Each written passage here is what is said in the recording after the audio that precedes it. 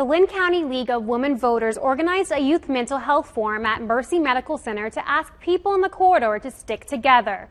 I spoke with two people who want to see a change in funding and support for not only patients, but also for families.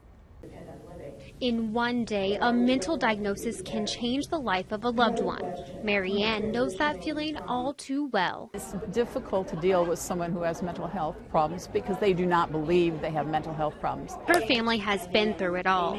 Even though two family members were diagnosed as adults with schizophrenia and don't live at the corridor, she has seen the impact of what mental illness can do to not only a patient, but a family who is trying to help. When a person doesn't want any help, and they don't say how they are going to hurt someone else or themselves, nothing can be done until they actually do it, even though family members really know it's a threat. So now they're pushing for funds, support, and more therapists to work with kids diagnosed with mental illness, something that Jim believes will encourage adolescents to get the help they need to thrive. I don't think there's reason not to have hope for kids. If we can be there at the right time with the right support, the vast majority of them are going to be successful.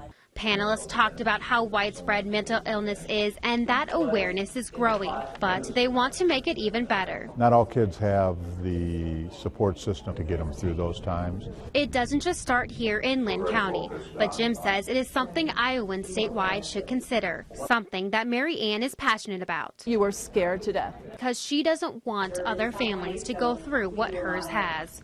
Yesterday, the Senate Appropriations Committee passed a budget that would give Iowa $1.9 billion for health and human services. A percentage of those funds, if passed by the full Senate next week, will help kids and adults with mental illnesses in our state. But for now, Jim and Mary Ann want to spread the word about what can be done today to help these kids and their families.